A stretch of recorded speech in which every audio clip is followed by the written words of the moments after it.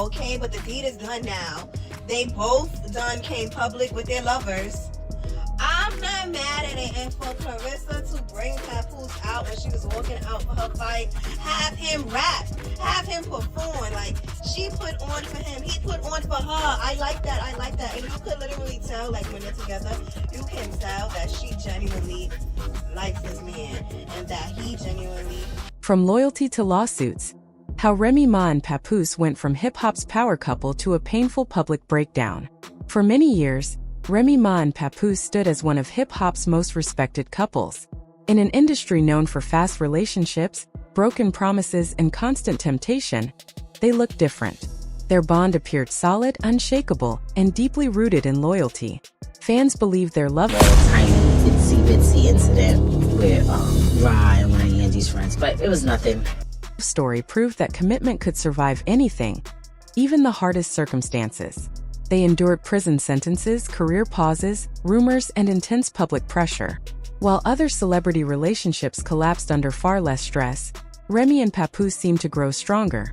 People admired them not just as artists, but as partners who stayed true when it mattered most. That is why the collapse of their marriage has been so shocking and heartbreaking to watch. What once looked like an unbreakable connection has now turned into one of the most public, emotional, and messy breakups in hip-hop history. Allegations of betrayal, leaked conversations, online confrontations, and custody disputes have replaced the love story fans once celebrated. Even more painful is the fact that this situation is no longer just about two famous people. It involves a child, a family, and years of emotional wounds that were never healed. When reports surfaced that Papoose was asking the court for full custody of their child, many people could not believe it. Some thought the news had been exaggerated or misunderstood. Others felt it was the final proof that things had gone far beyond repair. Either way, it became clear that this was no longer a quiet separation handled behind closed doors. This had become a public war. When the perfect image started to break. For a long time, Remy and Papoose seemed untouchable. On red carpets, they stood proudly side by side. In interviews, they spoke about each other with admiration. Center stage. Found out you was in the help, that could really ruin your image. We're talking Barack and Michelle, Pap and Rim. That's us. Y'all the poster child symbol for black blood. We think that y'all marriages still have to go through them stages. Every interview, he showed his admiration and tell the world how he think his woman is greatest. And respect. On reality television, they appeared supportive, affectionate, and united. They survived situations that would have destroyed most relationships. Yet, behind the scenes, things were not as perfect as they appeared on the surface. Remy later suggested that disagreements between them often became heated. She implied that Papoose reacted strongly during arguments and struggled to handle conflict calmly. From her perspective, these moments created emotional distance and tension. Papoose, however, eventually painted a very different picture. He accused Remy of being controlling, emotionally manipulative, and unwilling to resolve problems privately. According to him, many issues were ignored, dismissed, or buried instead of being addressed honestly. At first, these were only rumors shared quietly online. Then the whispers grew louder. Fans began noticing that the couple was no longer appearing together as frequently. Public outings slowed.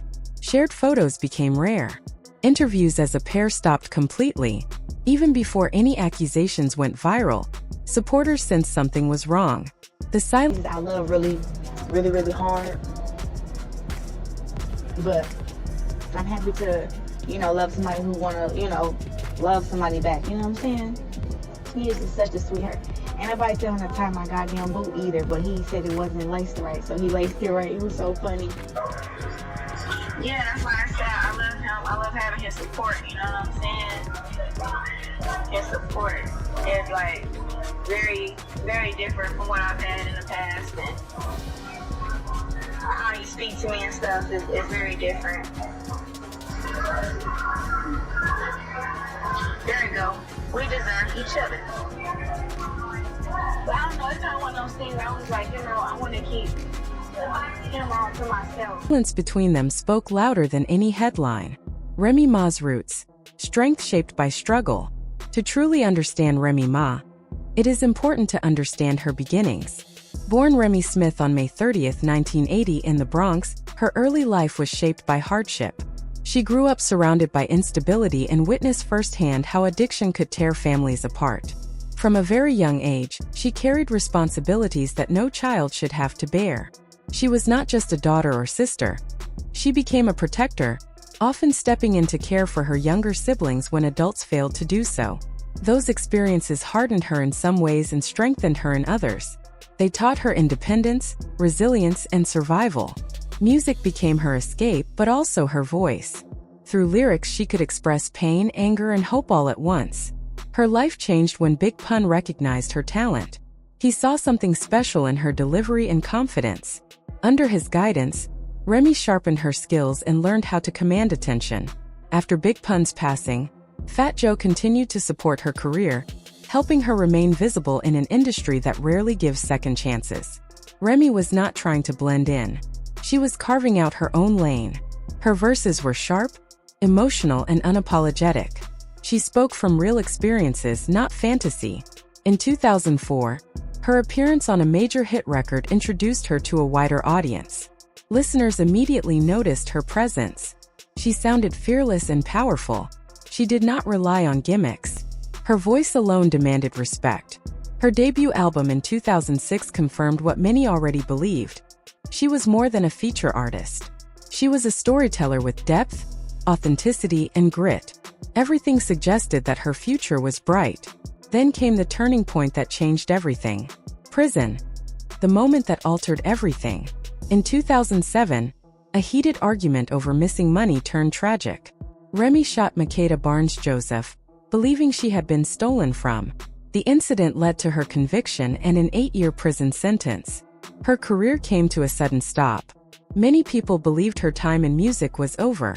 Others assumed she would never recover emotionally. Yes, that Remy Ma and Papoose finally done call it quits. That man got sick of her.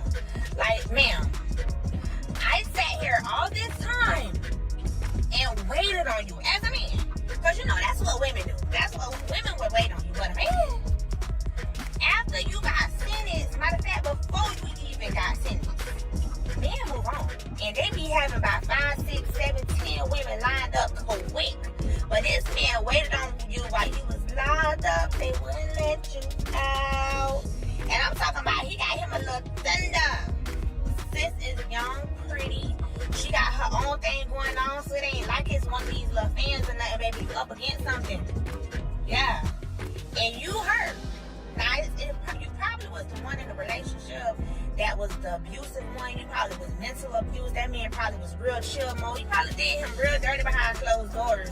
And he stuck in the paint and stayed with you while you did him dirty. But now it's over with, baby. Karma is something else. Love, freedom, and success seemed far away. During this moment of crisis, one person stood firm. Papoose, the man who stayed. Papoose, born Shamil Mackey on March 5, 1977, was already respected within underground hip-hop circles.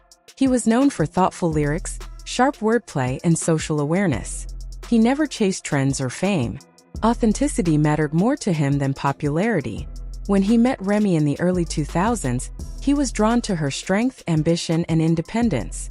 Their connection felt real and genuine. When Remy went to prison, Papoose faced a choice that many men would have avoided. He chose to stay. Instead of walking away, he proposed to Remy while she was incarcerated.